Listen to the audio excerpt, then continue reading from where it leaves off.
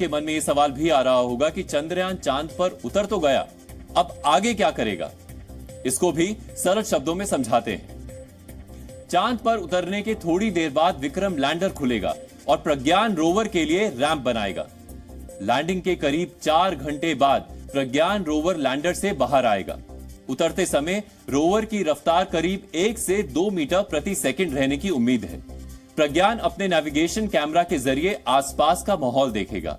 गर्व की बात यह है कि जैसे जैसे रोवर आगे बढ़ेगा और वो चांद की सतह पर राष्ट्रीय चिन्ह, अशोक स्तंभ और भारत का झंडा बनाता जाएगा, जो अंतरिक्ष में भारत की बढ़ती ताकत को दिखाएगा।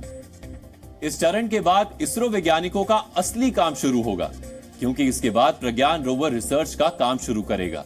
रोवर के पेलोड्स में जो इंस्ट्रूमेंट्स लगे हैं वो चांद से जुड़ा डेटा लैंडर को भेजेंगे। विक्रम लैंडर में 4 पेलोड्स लगे हैं। पहला, रंभा। ये चांद की सतह पर सूरज से आने वाले प्लाज्मा कणों के घनत्व, मात्रा और बदलाव की जांच करेगा। दूसरा, चास्टे। चांद की सतह की गर्मी यानी तापमान की जांच करेगा। तीसरा है इल्सा।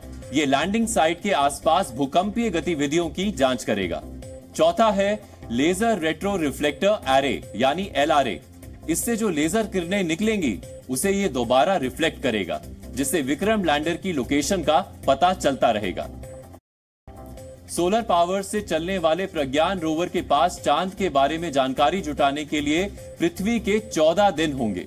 चांद के हिसाब से देखें तो सिर्फ 1 दिन, क्योंकि चांद पर 1 दिन पृथ्वी के 14 दिनों के बराबर होता है। आगे का काम 27 किलो के प्रज्ञान रोवर को ही करना है, इसलिए हम आपको प्रज्ञान रोवर की भी पूरी ABCD समझाते हैं। प्रज्ञान रोवर में सोलर पैनल लगा है। सूरज की रोशनी से प्रज्ञान रोवर का सोलर पैनल चार्ज होगा।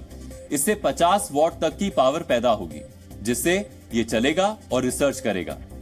प्रज्ञान में नेविगेशन कैमरास लगे हैं। इन कैमरों का काम रोवर को रास्ता दिखाना है, ताकि वो किसी खाई या गड्ढे में ना फंसे। प्रज्ञान में RX-TX एंटीना लगे हैं। इनके जरिए प्रज्ञान रोवर विक्रम लैंडर तक मैसेज भेजेगा। इसके बाद विक्रम लैंडर ये मैसेज और डेटा इसरो सेंटर्स में भेजेगा।